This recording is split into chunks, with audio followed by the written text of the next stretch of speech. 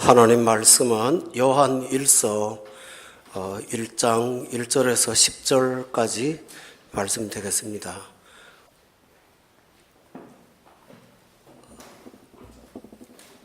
성경은 예수님의 탄생을 매우 의미심장하게 다룹니다. 탄생 이전 기원전 700년에 하나님은 구약의 선지자인 이사야를 통해서 예수님께서 처녀의 몸에서 탄생하실 것이라는 예언을 선포하셨습니다. 그리고 마침내 예수님의 탄생하신 기사를 예수님의 제자와 예수님을 믿는 사람들을 저자로 한 복음서에서 예수님의 성탄에 대한 현장을 매우 상세하게 우리에게 전하고 있는데, 마태 같은 경우에는 이름이 레위라는 이름을 또 갖고 있는데요. 그 이름은 구약에 정통하다는 뜻도 포함이 되어 있습니다. 이 사람은 예수님께서 아브라함부터 시작되는 구원 역사의 중심 인물이심을 가르쳐주면서 마태복음으로부터 예수님의 성탄을 소개했습니다. 마태의 강조점은 예수 그리스도께서 구원받은 자의 구원주라는 사실을 보여주는 것이었습니다. 그런데 예수님의 제자는 아니었지만 바울과 동행을 했던 누가는 누가복음을 쓰되 마태와 조금 다른 관점에서 예수님의 성탄을 기록했습니다.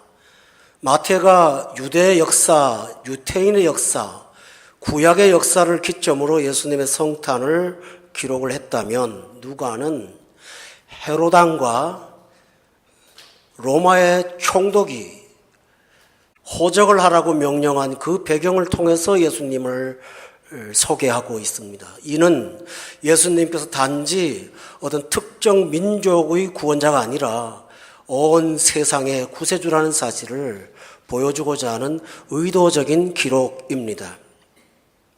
그런데 복음서에만 예수님의 탄생의 기록이 있지 않고 성경의 가장 나중 저자인 요한은 요한복음을 통해서 예수님의 탄생을 영원부터 거슬러 올라가서 소개하면서 요한복음 1장 1절에 그는 이렇게 소개합니다. 태초에 말씀이 계시니라. 그리고 14절에 보면 말씀이 육신이 되었습니다. 이렇게 그 성탄의 의미를 영원부터 거슬러 올라가서 소개하고 있습니다. 그런데 이 요한이 요한복음을 기록한 다음에 또 쓴 성경이 요한 1서와 2서와 3서인데, 이 요한 1서에서 오늘 우리가 읽은 이 본문에서 예수님의 성탄을 또 언급하고 있습니다. 여기서 예수님의 성탄은 나심이라는 단어는 전혀 나타나지 않습니다. 그런데 2절에 보면 두 가지 본문, 두 내용이 같이 중복되어 기록된 것을 봅니다. 이 생명이 나타내신 바 된지라. 여러분, 여기 이 문장이 능동태가 아니라 수동태로 기록되었다는 사실을 여러분이 주목하셔야 됩니다. 나타내신 바라면 하나님을 나타내실 수 있는 분은 하나님밖에 없습니다. 성탄은 하나님이 나타나시도록 나타내신 바 된 사건이라고 했습니다. 언제부터 계셨는가 하면 1절에 보니까 태초부터 있던 그분이 나타내신 바 되었다라고 기록하고 있습니다. 기독교를 제외한 타 종교는 신을 신비 속에 감추어 둡니다. 신은 비인격적인 존재로 소개합니다. 그리고 인간과 소통을 할 수 없는 소통 불가의 존재로 소개합니다. 커뮤니케이션이 안 됩니다. 명령을 받는 것뿐만 됩니다. 그 이유는 첫째로 하나님을 뺀 다른 신은 존재하지 않기 때문에, 존재하지 않는 신이 어떻게 인격적인 교제를 할 수가 있겠습니까? 그러므로 그들의 모순을 감추는 하나의 방편임을 우리는 알 수가 있습니다. 또 하나는 신에 대한 두려움을 스스로 자아내서 공포심으로 인간을 주장하려고 하는 어떤 계획과 모략이 그 안에 선포되어 있기 때문이라는 것을 우리가 알게 됩니다. 그런데 하나님은 살아계시기 때문에 당신을 나타내신 바 될 수가 있습니다. 이 말은 대단히 중요합니다.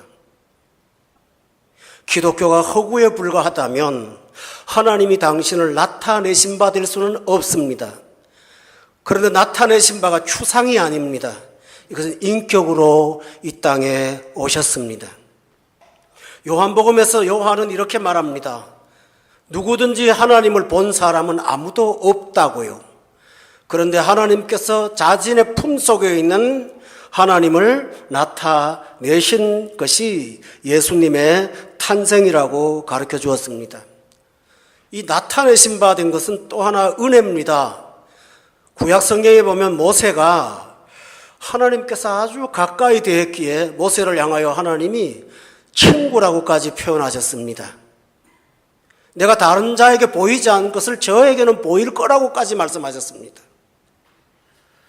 그런 하나님께서 모세가 하나님을 보여달라고 기도했을 때 하나님의 응답은 너는 나를 보면 죽는다라고 말씀하셨습니다.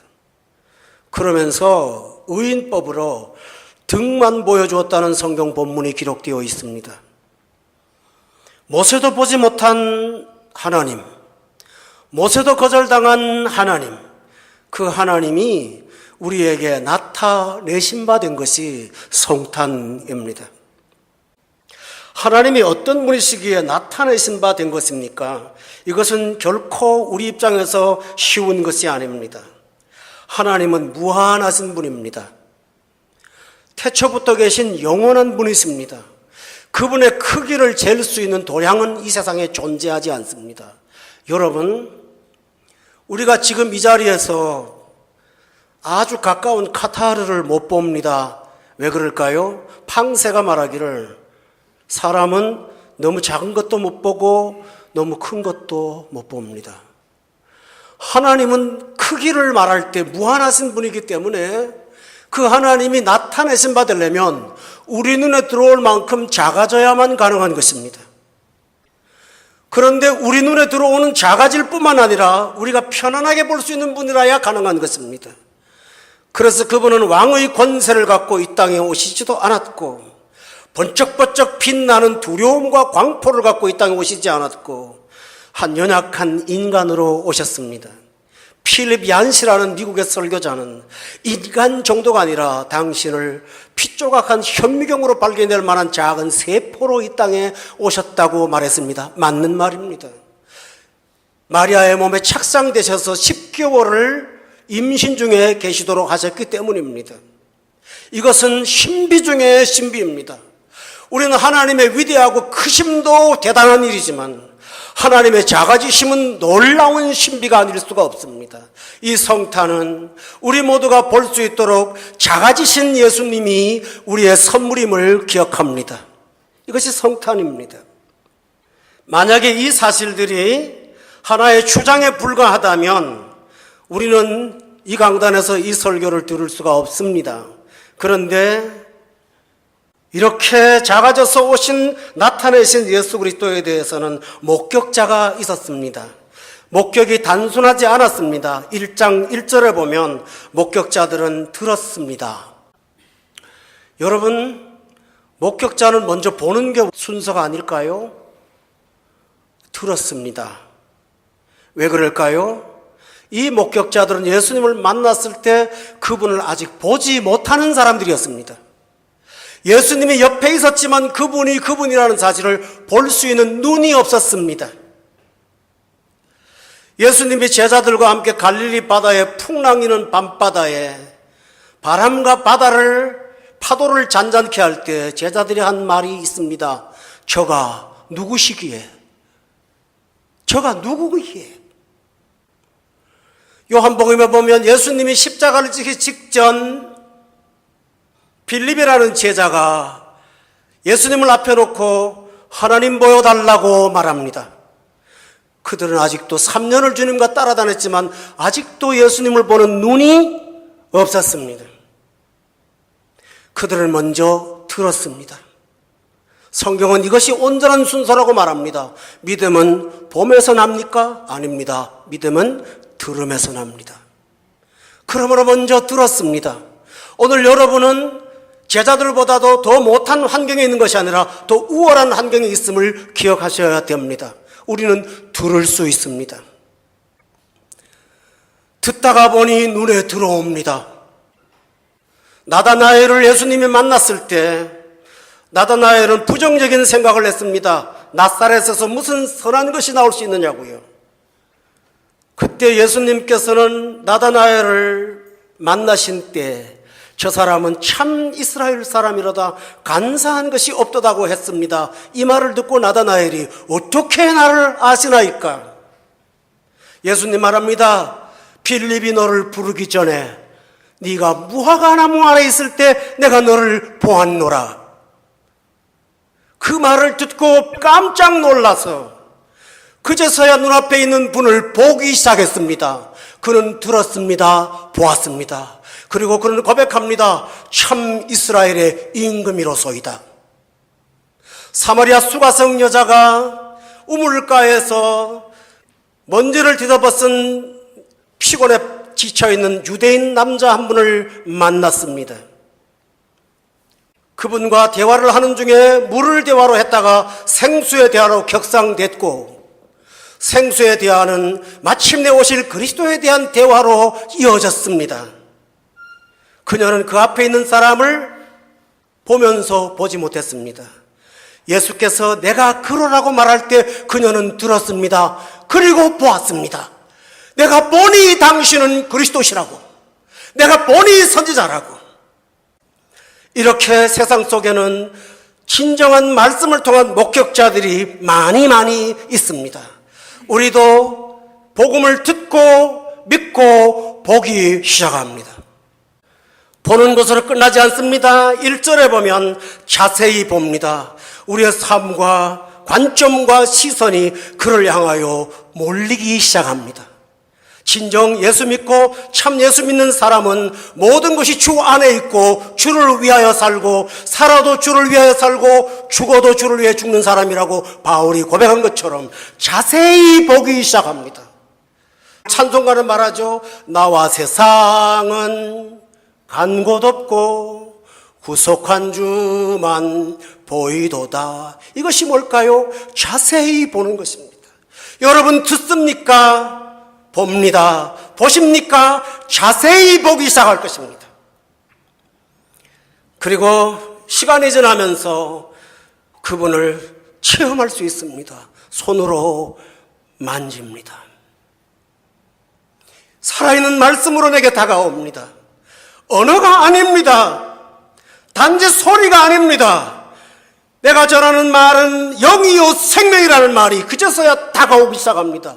이것은 세상의 연설에 들을 수 없는 전혀 차원이 다른 한 인격이라는 사실을 여러분이 발견하게 됩니다. 그때 여러분은 누가 뭐라고 해도 나는 그리스도를 만났습니다 라고 고백할 것입니다. 바로 이 생명이 목격자들에 의해서 목격이 되었습니다. 그런데 놀라운 사실은 목격을 한 사람들은 그냥 목격자로 있지 않습니다. 2절에 보면 그들은 증언을 하기 시작했습니다. 증인이 되었습니다. 여러분, 목격자가 증언을 할 때는 언제입니까? 법적으로 내 증언이 필요할 때 소환되지 않습니까? 그때 그는 지나가다가 하는 말이 아니라 법정에 서서 틀림없는 사실을 있는 그대로 말해야 되는데 이들은 증인이 되었습니다. 그런데 오늘 본문에 나오는 증언이라는 단어는 마르투리스라는 헬라어를 써서 순교라는 단어를 갖고 있습니다. 이들은 목격을 했는데 단지 법적인 증인뿐만 아니라 그 목격 대신 예수 그리스도를 위해서 그들은 목숨을 내어 놓았습니다. 그 결과 우리가 이 자리에서 예수 그리스도를 믿게 되었습니다. 그들은 증언만 하지 않았습니다. 한 걸음 더 나가서 2절 끝에 보니까 너희에게 전하노니 그들은 복음을 전하는 전도자가 되기 시작했습니다. 처음에 목격자로 시작한 그들이 목숨을 걸고 이분이 누구라고 말하기를 시작했습니다. 그리고 많은 사람들이 더 많이 알아듣도록 그분을 만나도록 전하기 시작을 했습니다. 오늘 정말로 예수를 믿는 분이라면 누구나 다 이 과정을 똑같이 겪습니다. 목격을 한 사람은 가만히 있지 못합니다. 증언합니다. 증언하는 사람은 모르는 자에게 전달까지 합니다. 왜 그럴까요? 왜 그럴까요? 그것은 첫 번째로 예수 그리스도 안에 어떤 것이 있기 때문입니다. 그것이 뭘까요? 본문 1절과 2절에 보면 세 번씩이나 반복하는 단어가 하나 있습니다. 생명. 그분에게 생명이 있습니다. 지금까지 겪어보지 못한, 어디 가도 얻지 못한 생명이 그 안에 있습니다. 이 생명은 단순한 생명이 아니라 헬라어로 조에, 영생입니다. 동물의 생명도 있습니다. 식물의 생명도 있습니다. 사람의 생명도 있습니다. 그런데 이분에게는 영원히 사는 영생이 있습니다. 이것 때문에 전합니다. 이분을 만나면 이 생명을 얻습니다. 이분을 믿으면 이 생명을 소유합니다. 이분을 믿으면 이 생명 속에 들어갑니다. 본문의 말씀은 이렇게 말합니다. 이것은 생명입니다. 태초부터 있는 생명입니다. 다시 말하면 만들어진 생명이 아닙니다. 영원한 생명입니다. 2절에 보니까 이 영원한 생명이라고 그는 고백하고 있습니다. 성도 여러분, 이 말은 반대말로 뭘까요? 예수 없는 자는 생명이 없습니다. 요한 1서 후반절에 보면 아들이 있는 자에게는 생명이 있고 아들이 없는 자에게는 생명이 없다고 되어 있습니다. 여러분 살아있습니까? 숨 쉽니까? 느낍니까? 맡으십니까? 말합니까? 그건 육신의 생명입니다. 예수가 없으면 실제로는 죽은 자입니다. 그러므로 더 좋은 생명을 얻는 것이 아니라 이 생명이 아니면 죽은 자이기에 이 사실을 아는 자들은 자녀에게 이 생명이신 예수 그리스도를 전합니다. 사람들에게 전합니다. 모두에게 전합니다. 왜 그럴까요? 이 생명은 이분밖에 없기 때문입니다. 그래서 그들은 목격자가 되었고 증언을 했고 그리고 한 걸음 더 나가서 그들은 전도자가 된 것입니다. 말로만 전도하지 않았습니다. 내가 갈 수 없는 곳에 있는 사람들, 내가 가지 못하는 곳에 있는 사람들을 위해서 그들은 문서로 기록을 했습니다. 그래서 오늘 본문 3절에 보면, 4절에 보면 우리가 이것을 쓰문이라고 기록하는 까닭이 뭘까요? 말로 10리밖에 못 갑니다. 말로 100리밖에 못 갑니다. 말로 1000명밖에 못 만납니다. 쓰면 전 세계가 다 만납니다. 오늘 우리가 혜택을 받았습니다. 그들의 말은 듣지 못했습니다. 그러나 그들이 쓴 복음을 우리가 보고 있습니다. 이것은 우리 완보가 하는 것이 아닙니다. 그들이 썼기에 우리가 이 자리에 있는 것입니다. 이 세상의 글들은 수정 보완되는 글들 뿐입니다. 그러나 여기에 쓴 글은 한치도 오차 없이 지금도 그대로 전달되려는 기록이라는 사실을, 그래서 그 쓴 것을 향하여 1장 1절에 보면 생명의 말씀이라고 표현한 것입니다. 단지 기록물이 아닙니다. 역사적인 사적이 아닙니다. 이것은 말씀입니다. 여기 말씀이라는 단어는 좀 미안합니다. 헬라어를 또 썼어요. 로고스라는 단어를 쓰는데요. 이 로고스라는 것은 하나님의 존재 전체를 나타내는 단어입니다. 이 기록은 단지 단순하지 않다라는 것입니다. 오늘 여러분과 제가 성경 공부를 이 요한 1서를 갖고 한두 번 했나요? 아마 저하고 공부하시면서 10번 이상 하신 분들 아마 많을걸요. 그럼 오늘 본문을 또 들어보세요. 했던 말을 제가 반복하고 있나요? 아니요. 생명이기 때문입니다. 그러므로 이 영원한 말씀을 들으십시오. 그리고 그분의 손을 잡으십시오. 여러분에게 생명이 옵니다. 팔다리가 다 건강하게 붙어있는 우리 저와 여러분, 저는 병원교회에서 12년 동안 장애인 목회를 하지 않았습니까? 가슴 아픈 분들 되게 많았지만 가장 가슴 아팠던 성도 중에 한 분은 감전사고로 팔과 다리를 모두 다 잃은 분이었습니다. 평상시에는 있는 몸 그대로 계시다가 자녀들이 어쩌다 병원에 방문한다고 연락이 오면 그 무거운 의족과 의수를 끼고 자녀들이 충격을 받을까 봐 기다리셨던 분이십니다. 저한테 고백합니다. 죽고 싶어도 손과 발이 없어서 죽을 수가 없어요. 죽을 수 있는 수단이 없어요. 제가 그랬습니다. 살 수 있는 수단이 있다고. 뭐냐고 그래요. 들으시면 된다고. 팔다리 없지만 들으면 된다고 말씀을 전했습니다. 듣고 복음 속에서 그는 생명을 발견했습니다. 팔다리 없지만 그 얼굴에 넘치는 생명의 기쁨을 저도 목격하고 그도 누렸습니다. 칠체에 누워서 침대에 누워서 하나님의 은혜로 있을 데 없는 자라는 찬송을 얼마나 많이 부르는지요. 옆에 멀쩡한 건강한 사람들은 온갖 불평을 다 늘어놓고 있는데 그의 속에는 세상이 주지 않는 하나님의 생명이 들어가니까 빛이 나기 시작했습니다. 할렐루야. 이 생명을 가진 자는 없어도 상관없습니다. 괴로워도 상관없습니다. 현실이 아무리 어두워도 아무런 문제가 없습니다. 생명에 힘이 있기 때문입니다. 이게 사는 자입니다. 그런데 어떻게 전하지 않습니까? 어떤 부모님이 그러시더군요. 자녀한테 필요한 것을 다는 못해 주었지만 정말 할 만큼 다 했는데 내가 할 수 없는 게 하나 있더라는 거죠. 저 아이가 행복해하는 것을 내가 할 수가 없다고.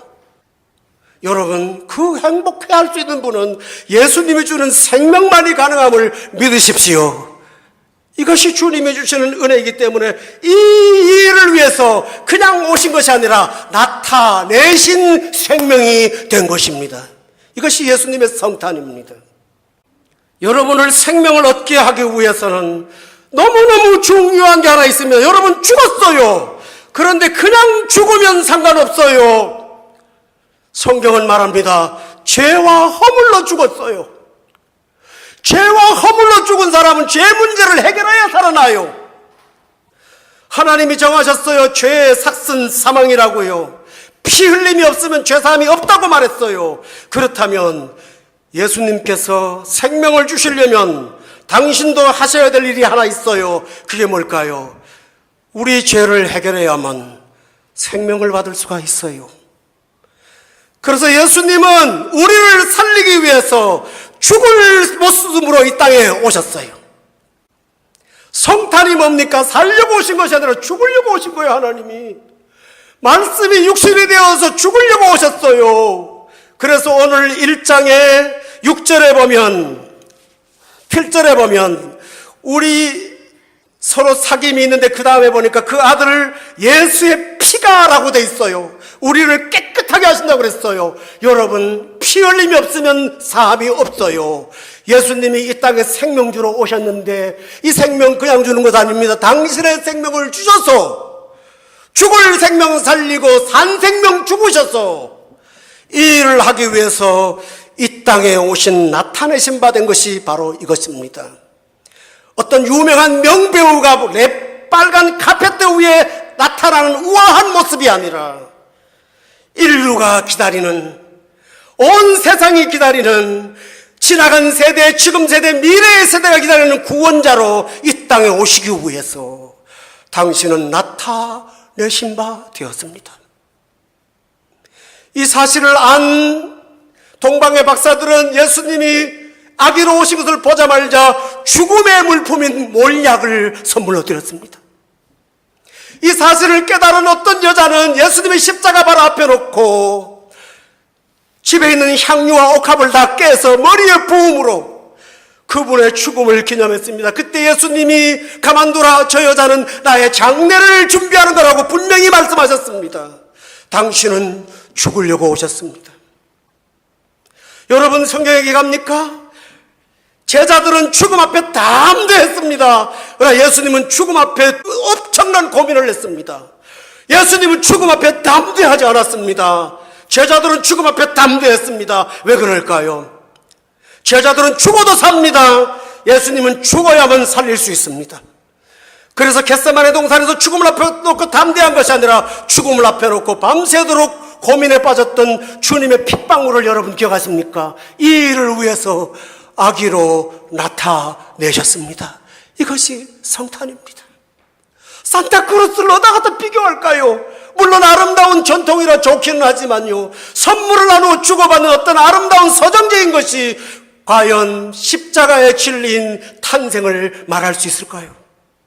우리는 이 선물을 값없이 조건 없이 공로 없이 받았다는 사실을 믿으시기를 바랍니다. 지극히 높은 곳에서는 하나님께 영광이요, 땅에서는 기뻐하심을 입은 사람들 중에 평화, 이것이 바로 성탄입니다. 이해의 성탄에 여러분이 이 의미만 깨닫고도 기쁨으로 맞이하시는 여러분 되기를 예수의 이름으로 축원합니다. 우리는 이 사실을 알아야 됩니다. 예수님의 삶이 태어나서 죽으시는 것으로 끝났을까요? 아니요. 오늘 본문 3절에 보면 아주 중요한 내용을 말씀하십니다. 우리가 보고 들은 말을 너에게도 전하는 것은 너희로 우리와 사귐이 있게 하려 함이라고 했습니다. 이것은 뭘까요? 교제를 말하는데요, 여기 3절 끝에 보니까 우리의 사귐은 아버지와 그의 아들 예수 그리스도와 더불어 누리는 것이다. 다시 말하면 예수님과의 교제라는 말입니다. 이것은 굉장히 중요합니다. 엄청나게 중요합니다. 교제라는 말이 뭘까요? 함께 있어야만 가능한 것입니다. 그런데 보세요. 하나님이 나와 함께 하신다는 것은 하나님이 한문으로 임재하신 것입니다, 우리한테. 그래서 성경은 말합니다. 내가 세상 끝날까지 너희와 함께 있을 것이다. 지금 예수님은 십자가로 구원을 완성하시고 떠나신 것이 아니라 우리와 함께 교제하고 계심을 믿으시기를 바랍니다. 친구가 교제할 때 과자가 있다면 어떻게 합니까? 아주 쉬운 예를 하나 들죠. 혼자 먹을까요? 나눠 먹습니다. 부모와 자식이 앉아 있습니다. 가정의 아름다운 식탁을 꾸렸습니다. 막내노는 저 가서 기다려, 나 먹을 때까지. 그럽니까? 참여합니다. 그래서 예수님은 말합니다. 내 피를 마셔라, 내 살을 먹어라. 이것이 참된 음료요, 참된 양식이로다.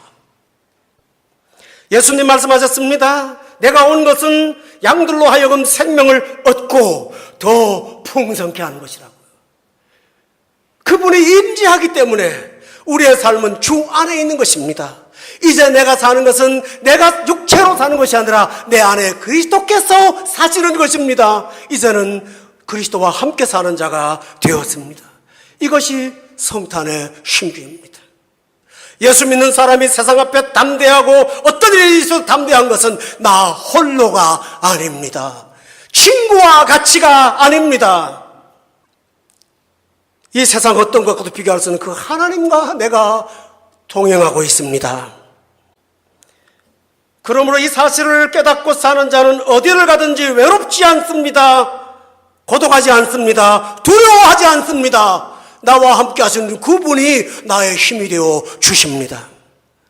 사도 바울은 유라굴로 광풍으로 바다가 풍랑을 칠 때 많은 사람들을 안정시키면서 그렇게 말했습니다. 주께서 어젯밤 내 곁에 서서 말하기를 바울아 너는 가이사 앞에 서야 할 거야 라고 담대하게 하라고 말씀하신 거 전했습니다. 성도 여러분, 바로 저와 여러분이 그런 분이라는 사실을 믿으세요. 그래서 예수님이 탄생으로 오셨을 때 천사는 하나님의 명을 받들어 예수님의 이름을 두 가지를 말합니다. 하나는 예수, 구원자, 하나는 우리와 함께 하시는 임마누엘. 여러분 구원자 예수님을 만나셨나요? 그러면 임마누엘 하나님과 날마다 동행함을 믿으세요. 이것이 성탄입니다. 그 결과가 무엇입니까? 본문 3절에 보면 우리의 사귐은 아버지와 그의 아들 예수 그리스도와 더불어, 그 다음 말이 굉장히 중요합니다. 누림이라. 누림이라는 말이 뭘까요? 누림이라는 단어 아시겠죠? 그 누림입니다. 여러분 예수 믿고 진정 누리고 사십니까? 믿음 안에서 여러분이 삶을 누리십니까? 끌려다니십니까? 지배당하고 있습니까? 제가 세 단어를 물어봤습니다. 다시 물어봅니다. 삶을 누리십니까? 지배당하고 있습니까? 끌려다닙니까? 어떤 사람은 욕망을 누리는 것으로 착각하지만 욕망은 끌려다니는 것입니다. 누리는 게 아닙니다. 염려와 곤고에 끌려다녔습니까? 우리를 하나님이 창조하시고 구원하셨는데 먹고 사는 하찮은 문제 때문에 우리의 삶을 죽음에까지 이끌게 하실까요? 절대 아닙니다. 그러므로 환경이 어떠하든 이 사실을 믿고 굳건히 서시는 여러분 되기를 주의 이름으로 축원합니다. 이런 삶을 사는 자는 4절에 나와 있습니다. 기쁨이 충만해진다고요. 기독교 신앙은 고행이나 어떤 일을 하지 않고 참는 억제가 아닙니다. 예수님은 신랑으로 오셨습니다. 제자들이 금식하지 않는 걸로 그 바리새인들이 이 절기에 왜 당신의 제자들은 금식하지 않습니까? 라고 물었을 때 예수님이 신랑 집에 온 사람들이 왜 금식을 하느냐고요. 신랑을 빼앗길 날이 있는데 그날에 금식할 것이라고요. 주님은 우리에게 기독교 신앙이 고행이나 고통이나 어떤 억제나 도덕에 빠져 있는 것을 하고 말하지 않았습니다. 그분은 신랑으로 오셨습니다. 그러므로 구원의 열매는 기쁨에 있습니다. 이 기쁨은 단지 정서적인 문제가 아닙니다. 능력입니다. 힘입니다. 영혼의 힘입니다. 완전한 만족입니다. 심오한 전인격에 미치는 놀라운 하나님의 권능입니다. 그래서 정말 예수 믿고 성탄의 기쁨을 아는 사람은 바로 이 기쁨으로 충만해집니다. 이 성탄에 여러분이 하나님이 허락하신 성탄의 기쁨으로 충만해지시기를 주의 이름으로 축원합니다. 오늘 이 아름다운 일들을, 이 엄청난 구원의 일들을 여러분의 것으로 만들 수 있습니다. 그것은 뭘까요? 본문 6절에 보면, 8절에 보면, 9절을 보면, 9절을 보죠. 우리가 우리 죄를 자백하면 그가 미쁘시고 의로우사 우리 죄를 사하시고 우리를 모든 불의에서 깨끗하게 하실 것이라고 말했습니다. 성도 여러분, 여기서 죄는 부도덕한 죄 물론 있습니다. 그러나 더 무서운 죄가 영적 범죄입니다. 탄생하신 그리스도를 역사의 한 스토리 정도라 알고 그분과 나와의 관계를 무관히 여기는 것은 엄청난 죄입니다. 이 세상에 와서 각 사람에게 비추는 빛으로 오신 그 예수 그리스도를 거절했던 여러분이 마음의 문을 열고 그분을 나의 구세주, 구원자로 오늘 이 시간 영접하시기를 주의 이름으로 축원합니다. 그것이 여러분의 베들레헴 같은 말구유 같은 내 추한 영혼 속에 성자 그리스도가 탄생하는 놀라운 일들이 일어나게 될 것입니다.